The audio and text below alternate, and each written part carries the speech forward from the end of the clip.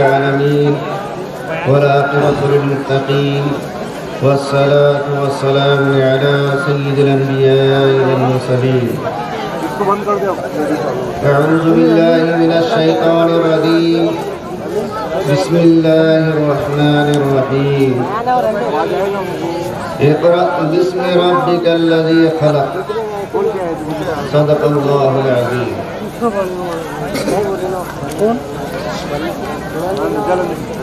جو حضرات ادھر ادھر بیٹھے ہوئے ہیں وہ ایک ساتھ آ کر جڑ کر کچھ سنیں گے تو فائدہ ہوگا انشاءاللہ. جڑ کر بیٹھ کر سننے میں طلب لگتی ہے. آواز تو کہیں نہیں پہنچے گی لیکن جو ملنا ہے وہ جڑ کر بیٹھ کر ہی کچھ ملتا ہے اس مجلس سے. اور اساتذہ سے گزارش ہے کہ یہ طلبہ جو شور کر رہے ہیں ان کو ایک طرف کر دیں. معزز سامعین اکرام، ابھی میں نے جو آپ حضرات کے سامنے آیت کریمہ تلاوت کی، اللہ تبارک و تعالیٰ فرماتے ہیں کہ پڑھیے اپنے رب کے نام سے، وہ رب جس نے آپ کو پیدا کیا. میں آپ کو اس بات کی طرف اشارہ کرنا چاہتا ہوں اور توجہ دلانا چاہتا ہوں کہ یہ اقرأ باسم ربک الذی خلق یہ قرآن پاک کی سب سے پہلی آیت ہے. قرآن کا جب نزول شروع ہوا تو اللہ تعالیٰ نے سب سے پہلے آپ پر یہ آیت نازل کی. مفسرین لکھتے ہیں کہ اس آیت سے سب سے پہلے ہم کو یہ سمجھنا چاہیے کہ اللہ تعالیٰ نے علم کی عظمت بتلانے کے لیے، علم کی حقیقت کو سمجھانے کے لیے اس آیت کو پہلے نازل کیا. اللہ چاہتے تو پہلے نماز کو بیان کرتے، زکوٰۃ کی آیت کو نازل کرتے اور دیگر احکام جو ہے اس کی آیتوں کو نازل کرتے، لیکن ساری عبادتوں کو بعد میں نازل کیا اور پہلے جو ہے علم کی بات کو نازل کیا اور کہا کہ پڑھیے. تو ہمارا رشتہ اصل پڑھنے پڑھانے سے ہے. اس لیے آپ حضرات یہ طے کر لیں، موجودہ جو تنظیم جمعیت علماء جو 100 سال سے مسلمانوں کے لیے کام کر رہی ہے، ایک مستقل مشن لے کر چل رہی ہے کہ ہمارا تعلق علم سے مکمل جڑ جائے. ہم وہ قوم ہے جس قرآن کو مانتی ہے، اس قرآن کی آیت کو بار بار پڑھتی ہے اور پھر ہمارا رشتہ علم سے دور ہو، یہ مناسب نہیں ہے. جمعیت نعرہ لگا رہی ہے کہ ہم روکھی کھائیں گے، سوکھی کھائیں گے، لیکن علم کو حاصل کریں گے، ضرور پڑھیں گے، دنیاوی علم بھی پڑھیں گے اور دینی علم بھی حاصل کریں گے. اس لیے یہ طے کر لیں. میری پردہ نشین مائیں بہنیں جو سن رہی ہیں وہ بھی اس بات کو طے کر لیں کہ ہم اپنی جتنے کام ہیں اس کو آگے پیچھے کریں گے، ہمارے خرچوں کو آگے پیچھے کر کے ہم ہمارے بچوں کو تعلیم سے آراستہ کریں گے. اب یہ دور جو موجودہ ہم دیکھ رہے ہیں اس میں مسلمانوں کو اتنے پیچھے رہنے کی ضرورت نہیں ہے. جس قوم کو اللہ نے علم کے ذریعے سے آگے کرنا چاہا تھا وہی قوم نے علم کو جو ہے پیچھے پشے پشت ڈال دیا اور خود کو پیچھے کر لیا. علم والے ہمیشہ آگے رہے ہیں. آپ اپنے معاشرے میں دیکھیں، خاندان میں دیکھیں، علم والوں کو ہمیشہ آگے کیا جاتا ہے، چاہے دینی علم ہو چاہے دنیاوی علم. یہ علم بہت بڑی چیز ہے. یہ ایسا زیور ہے جو انسان کو مزین کر دیتا ہے اور ایسی دولت ہے جو کوئی اس کو چرا نہیں سکتا. علم وہ چیز ہے جو انسان کو انسان بناتی ہے. علم اگر انسان میں نہ ہو تو حیوان بن جاتا ہے. اس لیے یہ طے کر لے کہ انشاءاللہ ہم علم کو مخصوص طور پر، خاص طور پر دینی علم کو سیکھیں گے، اس پر عمل کریں گے. دنیاوی علم میں بھی ہم پیچھے نہیں رہیں گے. اور علم میں سب سے پہلا درجہ ہے قرآن کریم کا. وہ تو ماشاءاللہ ہم دیکھ رہے ہیں اللہ نے اس پنج بستی کو چنا ہے جہاں پر تجویز کے ساتھ قرآن کریم کی تعلیم دی جا رہی ہے، جہاں سے بچے پڑھ کر جو ہے دینی علوم کو حاصل کرنے کے لیے بڑے بڑے مدارس میں جا رہے ہیں اور وہاں سے لے کر پھر انشاءاللہ اس بستی کو پھر دوبارہ سیراب کرتے رہیں گے. میرے کو تو بڑی خوشی ہوئی کہ اللہ تبارک و تعالیٰ نے یہاں کے لوگوں کو خاص کر کے چن لیا ہے دین کے کام کے لیے اور قرآن کے لیے. محنتیں بھی ویسی ہو رہی ہیں، ہم دیکھ رہے ہیں، اور آپ لوگوں کا جو تعاون ہوا ہے یہ بہت بڑی بات ہے. ایک تو ہوتی ہے محنت، لیکن اس کے لیے جو تعاون کی ضرورت پڑتی ہے، لوگ اس سے جان چراتے ہیں تو کام آگے نہیں بڑھتا.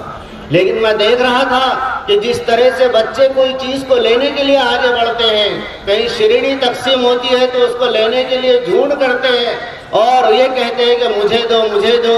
میں دیکھ رہا تھا کہ یہاں پر کے لوگ بچوں کو پیسے دینے کے لیے جو ہے بھیڑ کر رہے تھے کہ یہ ہمارے پیسے لو، یہ ہمارے پیسے لو. بہت بڑی بات ہے، اللہ جزائے خیر دے آپ لوگوں کو. یہ آپ کے جیب خالی نہیں ہو رہے ہیں، یہ آپ کے جیب بھر رہے ہیں. یاد رکھیے حدیث پاک میں آتا ہے، اللہ کے نبی نے فرمایا کہ جو مال اللہ اور اس کے رسول کی نسبت پر لگتا ہے اللہ اس پہ برکت عطا فرماتے ہیں. یہ بات طے شدہ ہے. صحابہ اکرام نے دین کے لیے اتنی قربانیاں دی اور یہاں تک کہ کھجور کے باغات تک کو چھوڑ دیا، اللہ کے لیے لگا دیا، جان بھی لگا دی، مال بھی لگا دی. علماء لکھتے ہیں کہ ان کھجوروں کے باغات کو دین کی نسبت پر چھوڑا، اللہ نے اس میں اتنی برکتیں دی ہے کہ ساری دنیا والے کھجور کھا رہے ہیں لیکن وہاں کی کھجور ختم نہیں. تو آپ لوگ ماشاءاللہ قرآن کی نسبت پر اپنا مال خرچ کر رہے ہیں. اللہ آپ کو خوب اس کا جزائے خیر عطا فرمائے اور خوب جو ہے مال عطا فرمائے اور دین کے اوپر مزید خرچ کرنے کی توفیق عطا فرمائے. یہ بہت بڑی بات ہے، آپ لوگ ماشاءاللہ قرآن کے اوپر پیسہ خرچ کر رہے ہیں. اللہ مزید ترقی دے آپ کو. جہاں جہاں محنتیں ہوئی لوگوں نے ان کا ساتھ نہیں دیا تو کام آگے نہیں بڑھا، لیکن جہاں محنت ہوئی قرآن پر لوگوں نے بھی ساتھ دیا، دامے درہمے سکھانے جس لائن سے، وہاں پر وہ کام آگے بڑھتا چلا گیا. اللہ سے امید ہے کہ اللہ آپ کے اس شہر سے بہت بڑا کام لے گا انشاءاللہ. ویسے ماشاءاللہ دعوت کی بڑی محنتیں ہو رہی ہیں. جوان بچے جو ہے جن کے چہروں پر داڑیاں ہیں، گھروں کو چھوڑ کر 4-4 مہینے وقت لگا رہے ہیں، یہ سارا اسی کا ثمرہ ہے. ابھی جو طالبات آپ کے سامنے ایک ترانہ گنگنا رہی تھی، انہوں نے اس میں ایک جملہ کہا کہ ہم نے عزم کیا ہے کہ قرآن کی تعلیم کو پوری دنیا میں پھیلائیں گے. ہم بھی سب عزم کر لیں، انشاءاللہ دنیا میں چل پھر کر قرآن کی تعلیم کو عام کریں گے. اور دعوت کی محنت جو ہو رہی ہے پوری دنیا میں، یہ ہمارے سامنے جیتی جاگتی مثال ہے. یہ قرآن کی تعلیم کو عام کرنے کے لیے ہو رہی ہے، رسول اللہ کی تعلیم کو عام کرنے کے لیے پوری محنت ہو رہی ہے.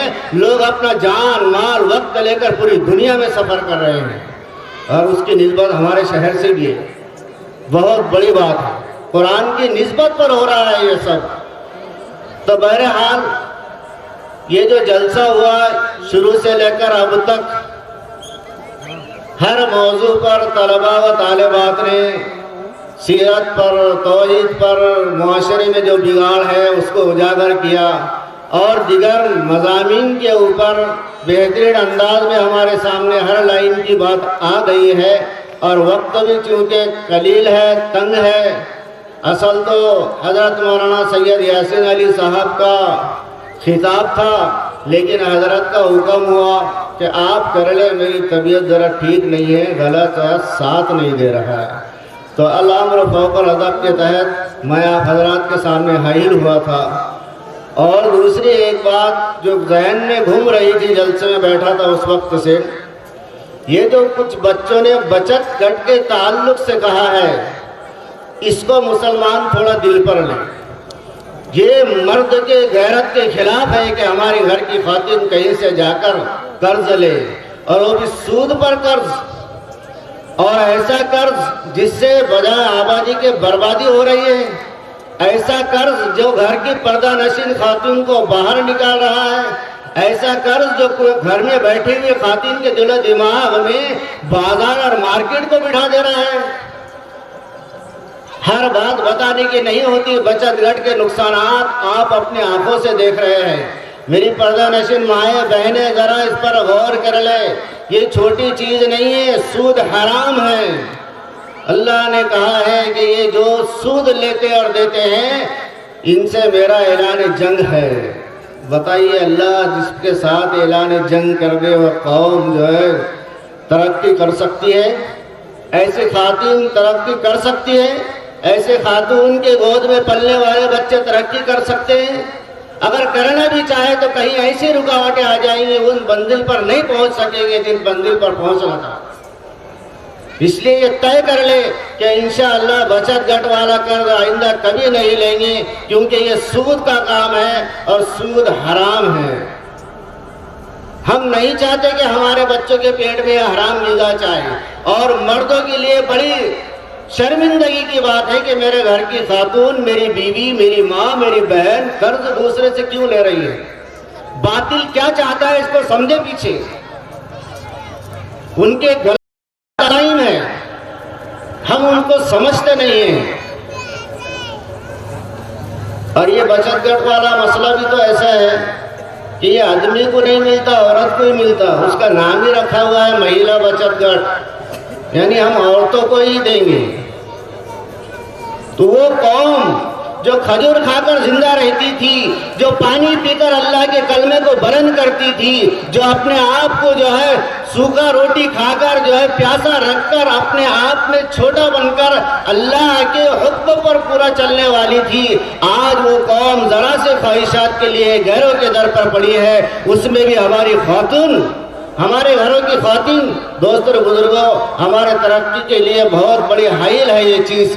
جس گھر کی خواتین بچت گھٹ کا مال لاتی ہے اور وہی خرچ کرتی ہے، ذرا اس پر ہم غور کریں۔ ایک شخص نے کہا کہ یہ جو عورتیں ہوتی ہیں ان کے لیے ایک میٹنگ ہوتی ہے مستقل، اس میں کسی مرد کو جانے کی اجازت نہیں ہوتی، لیکن اس نے یہ بھی بات کہی ہے کہ جو مرد بچت گھٹ کے کام کر رہے ہیں وہ ان میں جا کر بیٹھ سکتے ہیں۔ تو یہ کتنی غلط بات ہے۔ ایک تو وہ خاتون گھر سے نکلی، سود کا مال لینے کے لیے نکلی، اور پھر غیر محرم کے پاس جا کر اس سے جو ہے حساب کتاب ہو رہا ہے۔ یہاں تک کہ سننے کو ملا ہے کہ ان عورتوں کو ڈانٹ ڈپٹ کی جاتی ہے۔ جو عورت مرد کی ایک بات ہوں تک سننے تیار نہیں ہے، وہ تھوڑے سے پیسوں کی خاطر ان کی باتیں بھی سن کر آ رہا ہے۔ اور اس سے مزید باتیں اور ہے، آپ خود اس کو سمجھ سکتے ہیں اور سمجھے ہوئے بھی ہے۔ اللہ سے دعا وہ ہوں کہ اللہ تبارک و تعالیٰ اس بچت گھٹ والے عمل سے ہماری حفاظت فرمائے، ہر ایسے عمل سے ہماری حفاظت فرمائے جو اللہ اور اس کے رسول کو ناراض کرنے والا ہے۔ اسی کے ساتھ بڑے قابل مبارکباد ہے وہ لوگ جیسے حضرت مولانا سید ناصر علی صاحب، حافظ صابر صاحب، حافظ نعیم صاحب، مولانا سلیم صاحب اور ان کے رفقا اور یہ پوری ٹیم جنہوں نے اس مجلس کو سجایا ہے۔ یہ مجلس آپ نے سجائی، اللہ قیامت کے دن آپ لوگوں کو سجا دے گا انشاءاللہ تعالی۔ اللہ سے امید ہے آپ نے جو کچھ کیا ہے قرآن کی نسبت پر کیا ہے، اور قرآن کی نسبت پر کرنے کے بعد خوشی خوشی کیا ہے۔ اللہ کو یہ بہت پسند ہے کہ اس کے دل کے اندر کوئی تنگی نہیں ہے، خوشی خوشی کیا ہے اور سب نے بڑھ چڑھ کر کیا ہے، تو بڑا قابل مبارکباد ہے۔ اللہ تبارک و تعالیٰ خوب ترقیات سے نوازے، اس مکتب کو بھی خوب ترقیات سے نوازے۔ اللہ نظر بد سے اس کی حفاظت فرمائے، اللہ آپ لوگوں کی نظر بد سے حفاظت فرمائے۔ آپ نے جو مال لگایا ہے اللہ اس میں خوب برکت عطا فرمائے۔ اسی پر میں اپنی بات ختم کرتا ہوں۔ اللہ تبارک و تعالیٰ سے دعا ہے کہ اللہ تعالیٰ عمل کی توفیق عطا فرمائے۔ وآخر دعوانا الحمدللہ رب العالمین۔